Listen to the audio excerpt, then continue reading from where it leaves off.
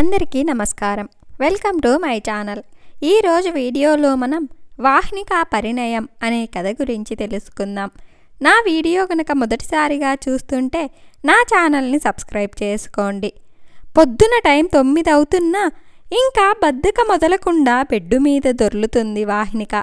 అప్పుడే తన ఫోన్ మోగింది. నా చూపు నిన్నే వెతికినది, నా వైపే నన్ను తరిమినది అంటూ రింగ్టోన్తో మై లైఫ్ అని డిస్ప్లే చేస్తూ ఫోన్లో పాటను ఎంజాయ్ చేస్తూ నాకెందుకులే అవుతోంది, నా మదిని అడిగితే చెబుతోంది అని పాడుతూ ఫోన్ లిఫ్ట్ చేసి చెవి దగ్గర పెట్టుకుంది వాహ్నిక. గుడ్ మార్నింగ్ ప్రేమగా వినిపించింది అతని గొంతు. గుడ్ మార్నింగ్ అంటూ ప్రేమగా చెప్పింది వాహ్నిక. ఇంకా లేవలేదా మేడం గారు అని అడిగాడతను. లేదు అని బద్ధకంగా బదులిచ్చిందామె. ఎందుకు లేస్తుంది? రాత్రంతా సీరీస్లు చూస్తుంది, పొద్దున ఏమో లేట్గా లేస్తుంది. మీకు పెళ్ళి ఫిక్స్ అయ్యాక ఒక్కరోజైనా నువ్వు ముందు ఫోన్ చేసి అబ్బాయికి విష్ చేశావా చెప్పు. పళ్ళు బయట పెట్టి నవ్వుతూ లేదు మమ్మీ, ఇక నుండి చేస్తా ప్రామిస్ అంటుంది. చెయ్యి చాస్తూ ఎన్నిసార్లు చేశావు ఈ ప్రామిసులంటూ అడుగుతుంది. ఇదంతా ఫోన్లో నుండి వింటూ నవ్వుతున్నాడతడు. నువ్వు నవ్వకు సూర్య, మమ్మీ అలానే అంటుంది అని చెప్తుంది ఊడుకొంటూ. అవునా సరే నవ్వను అని ఇంకా గట్టిగా నవ్వేస్తాడు సూర్య. నువ్వు కూడానా సూర్య? పోండి మీతో మాట్లాడను అని అలిగి కూర్చుంటారు మేడం గారు. నవ్వుతూనే సారీ వహి, కంట్రోల్ చేసుకోలేకపోయాను క్షమించు అని చెప్తున్నాడు సూర్య. బుంగ మూతి పెట్టుకొని అలాగే చూస్తుంది వాహ్నిక. అబ్బాయి మాట్లాడితే వినిపించడం లేదా? సీరీసులు చూడమంటే చూస్తావే అని కసురుకొని ఫోన్ తీసుకొని అల్లుడితో మాట్లాడతారు శ్రీదేవి గారు. వాహి అమ్మగారు, హాయ్ అత్తయ్య ఎలా ఉన్నారు? వాహి బాగా కోపంగా ఉందా అని అడుగుతాడు. దాని బొందలే, నీతో మాట్లాడకుండా అది ఉండలేదులే, కానీ దానితో నువ్వు జాగ్రత్త బాబు అంటారు. ఇంతలో వాహి నాన్నగారు ఫోన్ తీసుకొని ఏంటి అత్త అల్లుడు గూడు పుటానీ చేస్తున్నారని అడుగుతాడు. అదేం లేదు మావయ్య, అత్తయ్య వాహి గురించి చెప్తుంటే వింటున్నా. విను అంతే, రియాక్షన్ ఇవ్వకు. ఈ ఆడవాళ్లకు కాలితే ఏం జరుగుతుందో ఎవరికీ తెలియదు. నాన్న మీరు కూడానా అంటుంది వాహి ఏడుపు ముఖంతో. నిజం చిట్టి తల్లి, ఈ విషయంలో నీకు సపోర్ట్ చెయ్యలేను నేను అని అంటారు. ఇంకా గట్టిగా నవ్వుతూనే ఉంటాడు సూర్య. ఆ మాటలు వింటూ వాహి వాళ్ళ అమ్మా నాన్నల్ని పంపించి ఫోన్ తీసుకుని సూర్య అని అరుస్తుంది. సారీ వాహి, నేను కంట్రోల్ చేసుకోలేకపోయానని చెప్తూ ఉంటాడు నవ్వుతూ. అతని నవ్వుకి ఆమె కూడా జత కలుపుతుంది. ఈసారి కాసేపు మాట్లాడుకొని ఫోన్ పెట్టేసి అతని నవ్వు తలుచుకొని నవ్వుకుంటుంది వాహి. సూర్య, అతని పరిచయం, పెళ్ళి అన్నీ గుర్తొస్తుంటే సిగ్గుపడుతుంది. ఇంకో వారంలో పెళ్ళి మరి. శ్రీధర్ శ్రీదేవి గారికి ఒక్కగానొక్క కూతురు మన వాహ్నిక. సుధాకర్ సుమగారికి ఒక్కగానొక్క కొడుకు మన హీరో సూర్య.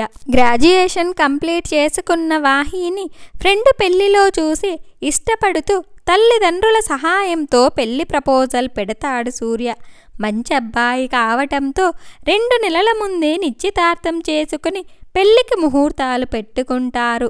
వాహికి కూడా గ్రాడ్యుయేషన్ పూర్తి చేసుకున్న, పై చదువులు చదవాలని ఉన్న, ఒక్కసారి వైవాహిక జీవితంలోకి అడుగు పెట్టక పూర్తి భార్యగా భర్తని ప్రేమిస్తూ ఉండాలని తన ఆశలు వదులుకుంది. పైగా సూర్య కూడా అందరిలా ప్రేమ అంటూ వెంటపడి విసిగించకుండా నచ్చిన వెంటనే పెళ్లి కోసం అడగటం బాగా నచ్చింది వాహికి. సూర్యతో ప్రేమలో పడిపోయింది. ఆ రోజు నుండి వారి మధ్య ఎన్నో కబుర్లు, ఎన్నో ఇష్టాలను పంచుకున్నారు. ఇప్పుడింకో వారంలో పెళ్ళి. తన ప్రాణమైన సూర్యతో తన పెళ్ళి. అది తలుచుకొనే సిగ్గుపడుతోంది వాహ్నిక. చూస్తుండగానే వారం రోజులు గడిచి ఇంటి పేరు మార్చుకొని అత్తారింట్లో అడుగుపెట్టింది వాహి. సూర్య వాహి ఒక్కటే ప్రాణం. సరికొత్తగా ప్రేమించుకుంటూ భవిష్యత్తుని అందంగా మార్చుకుంటున్నారు. సూర్యకి బెంగుళూరు ట్రాన్స్ఫర్ అయ్యి మొదటిసారి ఊరిని విడిచి తన నీడ కోసం తోడుగా వెళ్తోంది వాహి. అక్కడ 2 బెడ్రూమ్ ఫ్లాట్ తీసుకొని అందులో అందంగా జీవిస్తున్నారు సూర్య వాహీలు. ఒకరోజు సూర్య ఆఫీస్లో లంచ్ చేస్తుండగా అతని కొలీగ్ అతని భార్య గురించి ఇంకో అతనికి చెబుతున్నాడు. వారికి గొడవ అనుకుంటా అదే చెప్తున్నాడు. రోజు ఒకటే గొడవరా, ఆలస్యంగా వస్తున్నావు, తాగుతున్నావని. ఈ ప్రెజర్లో తాగకుండా ఎలా ఉంటాడు నువ్వే చెప్పు. అవేం తెలియకుండా దాని ఇష్టం వచ్చినట్లు మాట్లాడుతుంది. ఏదో నాకు మనసే లేనట్టు. అదేంటి బావా, ప్రేమించి పెళ్లి చేసుకున్నావు కదా? అవును, ప్రేమించా. చూడగానే నచ్చింది. ఇంట్లో ఒప్పించి మరీ చేసుకున్నా. తను రోజు పడే గొడవతో ఇంట్లోంచి వెళ్ళిపోతా అంటుంది. అది వెళ్ళిపోతే మళ్ళీ తీసుకురాను నేను. నన్ను వదిలి వెళ్ళిపోతే మళ్ళీ తీసుకురాను నేను. నన్ను వదిలి వెళ్ళిపోతే ఏం పెట్టి పోషించుకుంటుందో పిల్లలను. డిగ్రీ కూడా పూర్తి కాలేదు. నేను నచ్చింది అనగానే ఒప్పుకొని పెళ్లి చేసుకుంది. అది నన్ను వదిలి వెళ్ళలేదు. వెళ్ళినా వాళ్ళ ఇంట్లో వాళ్ళు ఎన్ని రోజులని తిండి పెడతారు? జీవితాంతం నాతోనే ఉండాలి, నేనెలా ఉన్నా అని మగాడన్న గర్వంతో మాట్లాడాడతను. ఆ మాటలు సూర్యకి నచ్చలేదు, కానీ అతనిని ఆలోచించేలా చేశాయి. తర్వాత రోజు వాహీతో మాట్లాడి కాలేజీలో సీట్ కోసం మాట్లాడాలని, తన భవిష్యత్తు అందంగా ఉండాలని అనుకున్నాడు. కానీ వాహీ అందుకు ఒప్పుకోలేదు. నేను కాలేజ్కి వెళ్తే నిన్నెవరు చూసుకుంటారు? నేను పెడితే కానీ తినవు. నాకు చదువొద్దు, ఏమీ వద్దు, నువ్వు చాలు అని గొడవ చేసింది. అప్పటికే అతని మాటల వల్ల డిస్టర్బ్ అయిన సూర్య తను లేకపోతే వాహీకి గుర్తింపు లేదు అని ఎవరూ అనుకోకూడదు అని గట్టిగా నిర్ణయించుకొని, అందరి భార్యల్లా చదువుకున్న భార్య, నా భార్యని చూడాలనుకుంటున్నా, శుద్ధ పప్పులా కాదు. ఎంతసేపు వంటిల్లు భర్తేనా, దైవం అనే కాదు, బయటందరూ ఎలా ఉన్నారో చూసి నేర్చుకో. ఎంతసేపు నీ ప్రేమ నీ ప్రాణమే కాదు, నేను లేకుండా బతకడం నేర్చుకో. ఒకరి జీతం మీద ఆధారపడటం మానే అని సీరియస్గా చెప్పాడు. ఆ మాటలు మంచి కోసమే చెప్పినా దెప్పి పొడుస్తున్నట్టు ఉంది వాహీకి. అప్పటి వరకు ఇద్దరం ఒకటే అనుకుంది. హఠాత్తుగా వేరు చేసి మాట్లాడేసరికి ఏడుపు తన్నుకొచ్చింది. తల దించుకొని అలానే ఉండిపోయింది. తన అనుమతి లేకుండానే తర్వాత రోజు కాలేజీలో జాయిన్ చేశాడు. జాగ్రత్త అని చెప్పి వెళ్ళిపోయాడు. భర్తలో ఇంత మార్పు సహించలేకపోయింది. భార్య ఆ మాటలు మర్చిపోవటానికి చదువు మీద దృష్టి పెట్టింది. కానీ భర్తతో మాటలు తగ్గిపోయాయి. మాట జారితే గొడవ ఎక్కడికో వెళ్తుంది. హీరో కూడా స్లోగా తను అర్థం చేసుకునే రీతిలో చెప్పుండొచ్చు, కానీ చెప్పలేదు.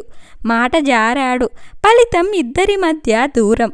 సూర్య కూడా తను ప్రేమగా చెప్తే ఎక్కడ చదువు మీద దృష్టి పెట్టాలో అని ఆ దూరాన్ని అలా ఉంచాడు.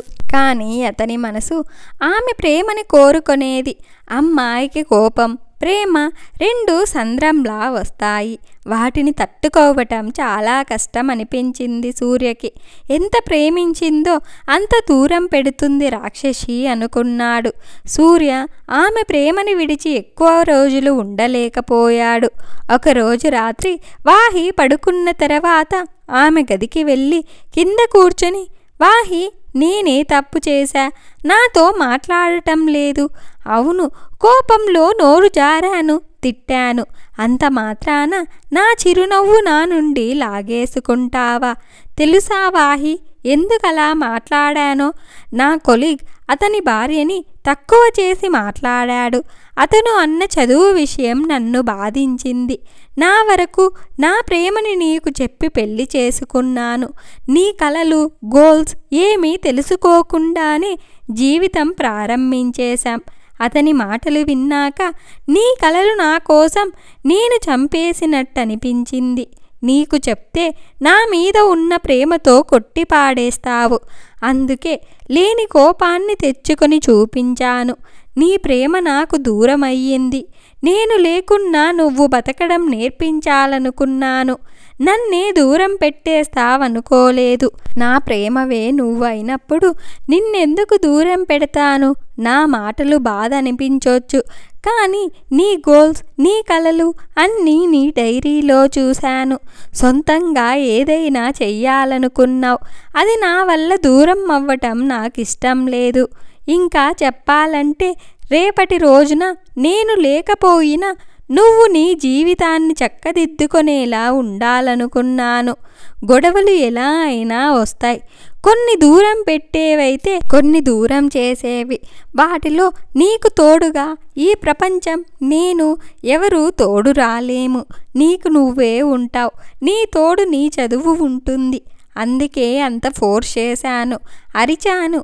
నేను లేకపోయినా అని అంటుండగానే సూర్య చెంప వాచిపోయేలా కొట్టింది వాహి. అమ్మో, ఇది లేచే ఉందా అని షాక్గా చూస్తున్నాడు సూర్య. సూర్య, ఎన్నిసార్లు అంటావు నేను లేకపోతే అని? లేక ఎక్కడికి పోతావు? ఒకవేళ గొడవ అయినా నేను నిన్ను వదిలేసి వెళ్ళే రకాన్ని కాదు. కాకపోతే ఇంతేనా అర్థం చేసుకుంటుంది అని బాధంతే. నువ్వు అకస్మాత్తుగా అలా వేరు చేసి మాట్లాడేసరికి కోపం కన్నా విడదీశావని బాధగా అనిపించింది. అందుకే నువ్వేదైతే చెయ్యమన్నావో అది చేసి నీ కళ్ళల్లో ఆనందం చూద్దామనుకున్నా. తర్వాత నా పగ నాది, నన్ను ఏడిపించినందుకు. ఇంకోసారి నువ్వు బాధపడి నన్ను బాధ పెట్టకు. నాకు నీ ప్రేమ కన్నా ఎక్కువ ఏదీ కాదు. అలా అని నీ ప్రేమే లోకం కాదు. నాకంటూ కొన్ని కలలున్నాయి. అవి నెరవేర్చుకుంటా. నువ్వు నాకు తోడుగా ఎప్పుడూ ఉంటావు. నాకు తెలుసు నీ ప్రేమ మాత్రం నాకే కావాలి ఎప్పటికీ అని అతని గుండె మీద వాలిపడుతుంది. చాలా థ్యాంక్స్ రా, నా లైఫ్లోకి వచ్చి ఇంత ప్రేమని ఇస్తున్నావని ఫోర్ హెడ్ పైన ముద్దు పెట్టుకుంటాడు. 5 సంవత్సరాల తర్వాత సూర్య తన కూతురితో ఆడుతూ ఉంటాడు హాల్లో. వంట చేస్తూ ఉంటుంది వాహి. కూతురికి మాటలు నేర్పుతున్న సూర్య దగ్గరికి కోపంగా వచ్చి, ఎప్పుడు కూతురితో ఆడటమేనా? పెళ్ళానికి సాయం చెయ్యాలని తెలీదా అని గెరిటితో ఒక్కటి వేస్తుంది వాహి. అబ్బా, చంపేశావు కదా రాక్షసి, వస్తున్నా. నా కూతురు పిలిచింది, అందుకే వెళ్ళా. అయినా వంట ఆడవాళ్ళ పని, మగవాళ్ళు చెయ్యరాదు. అవునా, ఉద్యోగం కూడా మగవాళ్ళ పనే. కష్టపడి కోపంతో తిట్టి మరీ చదివించావుగా, వండి పెట్టు, నేను తిని పెడతా అని నవ్వుతుంది వాహి. అవును, గోటితో పోయేదాన్ని గొడ్డలి వరకు తెచ్చుకోవటం అంటే ఇదేనేమో. సూర్య అంటూ వెనకే తిరిగేదానివెప్పుడు గరిటె పెట్టి కొడుతున్నావు. CEO మేడం, నా గుర్తింపుకి కారణం నువ్వే కదా సూర్య. నువ్వే చదివించకపోతే నేను మామూలు సూర్యకి భార్యగా ఉండిపోయేదాన్ని. ఇప్పుడందరికీ ఒక బాస్ని. సూర్య, వాహిని కానీ నా పేరు ముందు, నా విజయం ముందు నువ్వే కదా ఉన్నావు అంటుంది ప్రేమగా చూస్తూ. అది నీ ప్రతిభ వాహి. నువ్వు గుర్తించినట్లందరూ గుర్తించరు కదా సూర్య. అందుకే నువ్వంటే ప్రాణం. నాకు కూడా నువ్వంటే ప్రాణం పిల్ల అని నవ్వుతాడు సూర్య. అతని నవ్వును మైమరిచి చూస్తోంది వాహినిక. ఇలా వాళ్ళు సుఖంగా సంతోషంగా జీవితం గడపసాగారు. ఇంత మంచి కథను మనకు అందించిన మైత్రికి గారికి ధన్యవాదాలు. ఈ వీడియో కనుక మీకు నచ్చినట్లయితే ఒక లైక్ చేసి స్టోరీ ఎలా ఉందో కామెంట్ చేయండి. నా ఛానల్ ఇంకా సబ్స్క్రైబ్ చేసుకోకపోతే వెంటనే సబ్స్క్రైబ్ చేసుకోండి.